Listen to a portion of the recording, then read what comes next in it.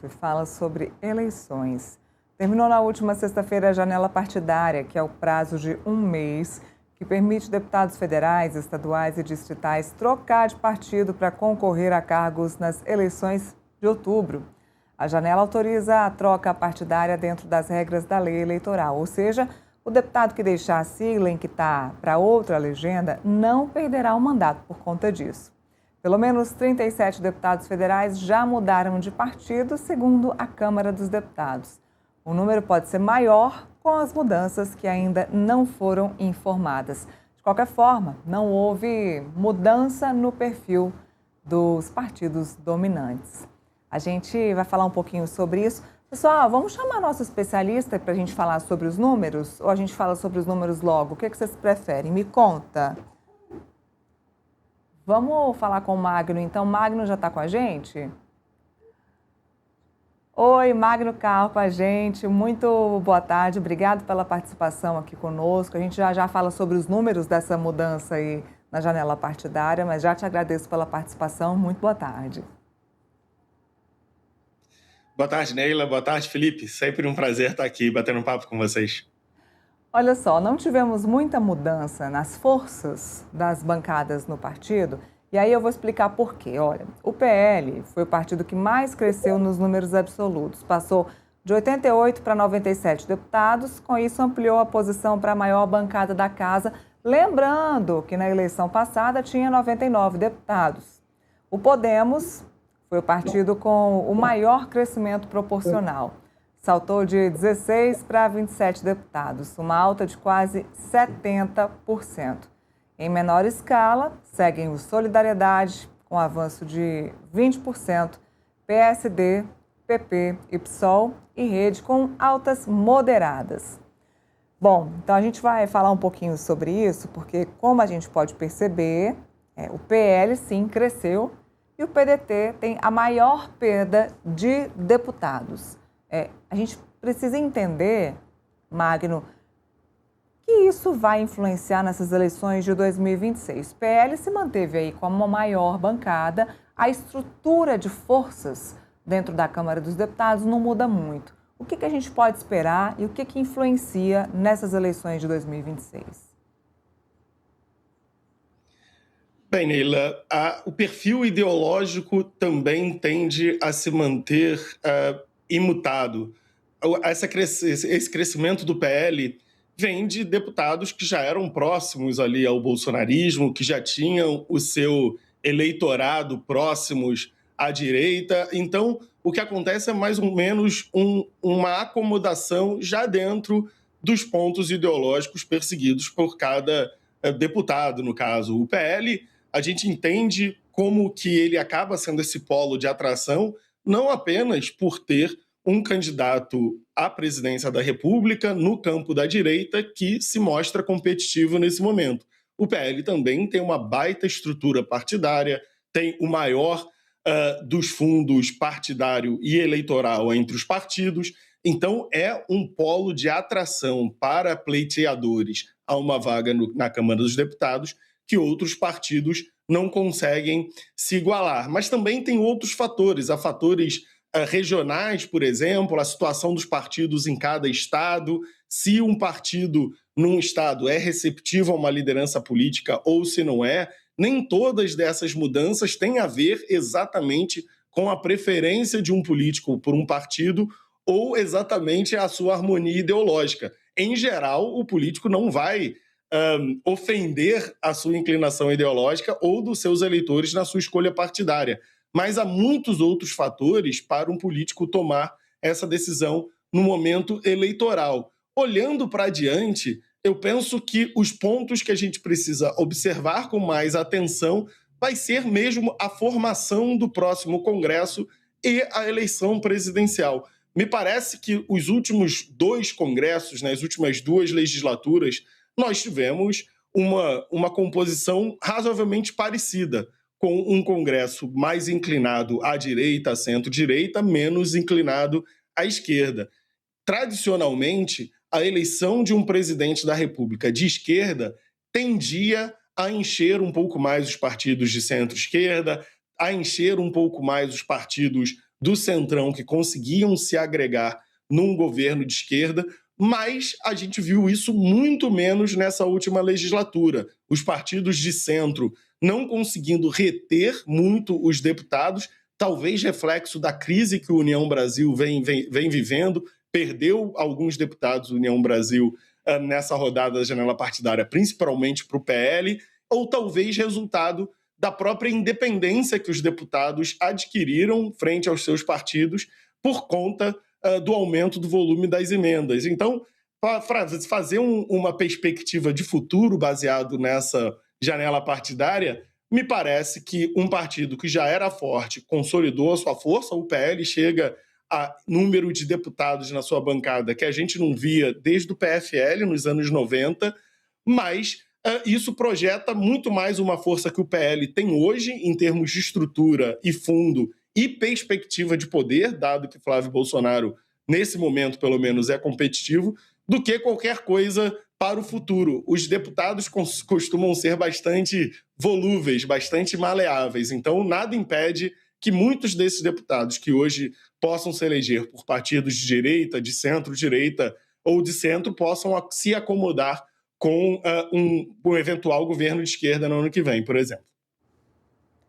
Felipe, a gente estava falando agora há pouco sobre isso, né, de um deputado que era do Rio, agora está em Minas, mudou de partido, tinha outras possibilidades, agora a gente está falando de Câmara Federal e eu queria que você participasse da nossa conversa aí sobre janela partidária e as novas possibilidades do que essas bancadas trazem para essa eleição de 2026. Eu venho falando aqui há algum tempo, né, que o Centrão ele fica meio esperando, né, para ver que lado vai a população, como é que vai ser reconfigurada a questão eleitoral. Então eu entendo esse crescimento do PL, né, como o Magno colocou aqui, né, saindo de partidos do Centrão, especialmente União Brasil, o PL, como o Centrão está se mexendo, uma parte do Centrão está se mexendo, havendo chances reais do Flávio Bolsonaro ganhar as eleições e por isso está tomando partido, está saindo da inércia, saindo das tratativas, né, debaixo do pano, está tomando partido porque está vendo possibilidades reais de ganhar as eleições pelo PL com um candidato a presidente que tem se mostrado competitivo, né?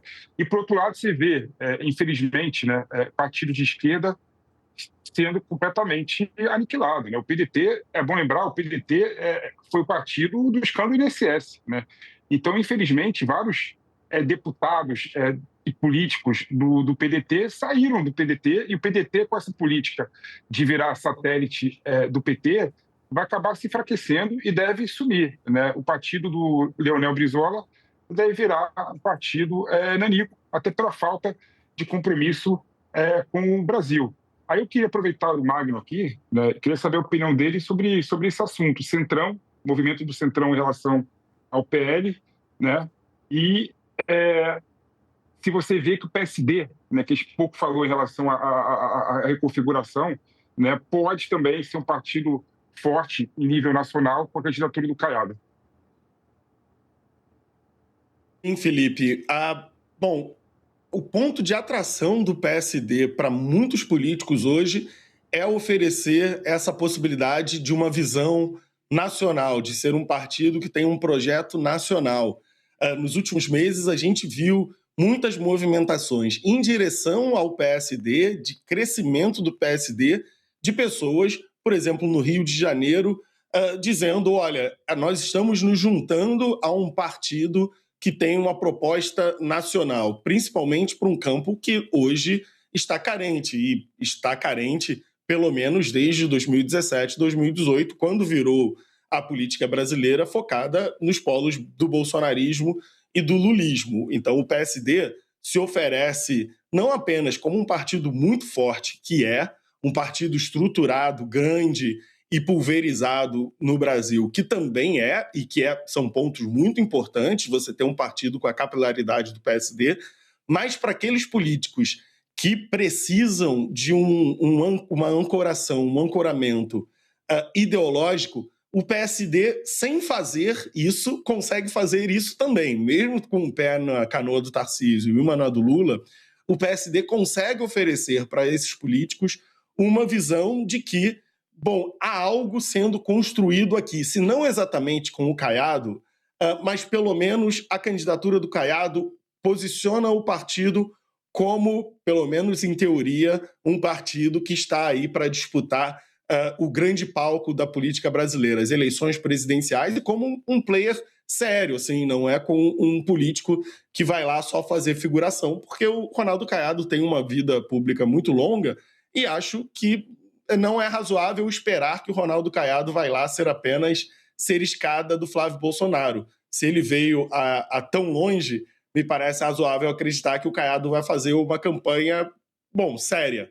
E isso, para muita gente, já é o suficiente para mostrar que o PSD é um partido que pensa seriamente em ocupar o primeiro nível da política brasileira. Se isso vai acontecer ou não, acho que a gente precisa esperar um pouquinho, porque requer um pouco de investimento. É muito mais difícil para um partido ocupar uma posição única e ideológica no espectro partidário do que ser um partido do centrão, que pode ir para um lado, pode ir para o outro, a depender da situação estadual. Então, acho que o PSD ainda tem algo a mostrar daqui para frente para assegurar ser, de fato, uma legenda que quer ser ocupante desse primeiro escalão. O PL tem armas que são muito difíceis de serem igualadas por outros partidos. A gente precisa ser realista aqui. Um político que pensa na reeleição, um deputado que pensa na reeleição, ele quer não ser atrapalhado no seu estado, ele quer ter estrutura para a sua campanha,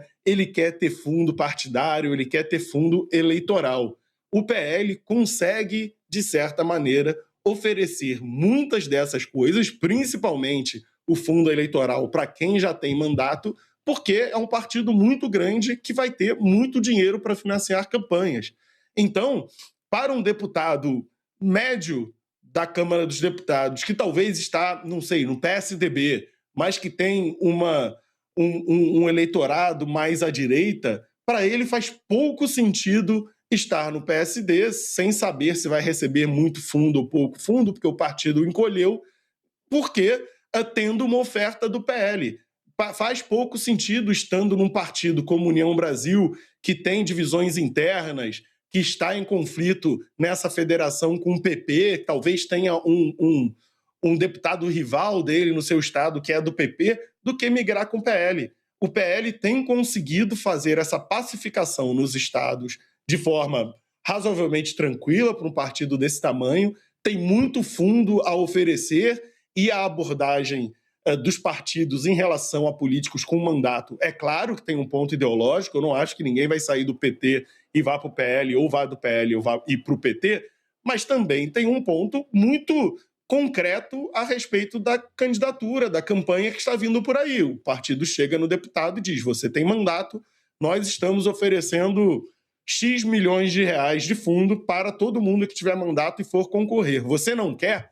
Às vezes um deputado do Republicanos, que vai ganhar 500 mil do Republicanos, ele faz essa mudança sem pensar. Então, é um cenário de competição, mas de competição um tanto desigual, dado que é difícil hoje obter doações privadas de forma volumosa e o grande volume de dinheiro para campanhas está nos partidos. Então, os dirigentes de partidos grandes que conseguem pacificar a política interna do partido conseguem atrair políticos com muita facilidade. E me parece que o PL fez isso de forma bastante destacada. Entre todos os partidos que ganharam deputados nessa janela, o PL chama muito atenção porque conseguiu crescer já de uma base muito alta, de uma base já de mais de 80 deputados, com alguns problemas para resolver nos palanques estaduais, mas ainda assim o PL conseguiu crescer de forma bastante significativa e acho que é uma projeção de como Valdemar conseguiu estruturar o partido para ser uma força perene na política brasileira daqui para frente, de forma que o Bolsonaro, por exemplo, mesmo no cargo de presidente da República, não conseguiu fazer. Bom, a gente falou sobre os partidos que conseguiram angariar mais deputados, mas teve partido que também perdeu cadeira. O PDT teve a maior queda proporcional de 16 para 9 deputados.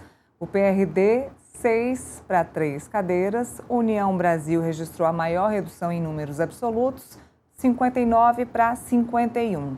O PT também apresentou um leve recuo, levíssimo, perdeu um deputado. Falta ainda uma mudança a ser confirmada, mas o Partido dos Trabalhadores perdeu apenas um deputado e também, então a gente vê o oposto do PL também muito estável. União Brasil de 59 para 51. União que agora está com a Federação União PP, que é uma federação fortíssima. Deixa eu conversar com o Magno sobre isso, produção, porque o Magno, a gente mostra aqui em separado o PP do União Brasil, mas a federação hoje está muito importante no que diz respeito bancada e no que diz respeito fundo, porque quanto maior o número de parlamentares ali, maior o fundo. Eu queria que você explicasse para a gente o poder dessa federação UP, que eles chamam de União Progressista, para essa eleição de 2026, de acordo com o número de parlamentares, de fundo que eles têm, de tempo de propaganda, dinheiro, enfim, tudo aquilo que um parlamentar quer para se eleger nessa eleição de 2026. É uma federação com potencial enorme. Talvez a gente não esteja ainda vendo todo o poder do União Brasil em federação com o PP que a gente poderá ver no futuro. Ainda são os primeiros movimentos dessa federação e há muitas arestas a serem apartadas ainda nesse momento. São dois partidos bem grandes, são dois partidos bem tradicionais. Bom, são literalmente as duas facções da Arena que se separaram em 1985. O PP vem do PDS e o União Brasil vem do antigo PFL, da antiga Frente Liberal. Então são partidos tradicionalíssimos, muito fortes, mas que têm arestas a serem aparadas internamente. Então essa federação ainda está sendo desenhada, mas a gente pode afirmar hoje, antes de sabermos o resultado das eleições de 2026, a gente já pode afirmar que essa federação será um dos players mais importantes na Câmara dos Deputados a partir de fevereiro de 2027. Quando o novo Congresso tomar posse, a Federação União Progressista será um dos players fortíssimos, não só na eleição da nova mesa da Câmara, mas para os trabalhos da Casa a partir desse momento. Terá provavelmente mais de 100 deputados, será uma força bastante significativa. Agora, qual é a vulnerabilidade que a gente tem visto nesse momento, nessa janela partidária? É a seguinte: o União Brasil e o PP ainda estão se alinhando nos estados, ainda estão fazendo essa harmonização. Às vezes, o deputado que está no União Brasil tem um rival do PP, um rival em termos de votos, não ideológico, mas rival em termos de votos dentro do PP. Ou tem um grupo político que rivaliza ali. Então, você tem um desconforto que precisa ser harmonizado, muito difícil de ser feito no ano eleitoral. Então, essa harmonização precisa de tempo e, principalmente, o deputado do União Brasil, o deputado de um partido que já é do PRD, por exemplo, que já tem um eleitorado de centro-direita, que não se ofenderia em vê-lo no PL, é uma presa muito fácil para o PL, ou para o PSD, ou para partidos que estejam, nesse momento, organizados, assentados, com a possibilidade de oferecer a eles estrutura para uma campanha. Então, para um partido como o PL, é muito mais fácil atrair políticos do União Brasil, do PRD, do que do PSB, do PT. Então, eles são presas fáceis para um partido que tem muito dinheiro de fundo e que está de portas abertas, como o PL. Então, a gente consegue entender dessa forma como uma federação que tem tudo para ser muito forte daqui a 2 anos, depois da eleição de 2026, tem partidos perdendo deputados nesse momento. É porque essa federação ainda está em processo de assentamento, ainda está em processo de montagem. Essa é a primeira eleição dessa federação e 2 partidos grandes são mais difíceis de serem harmonizados.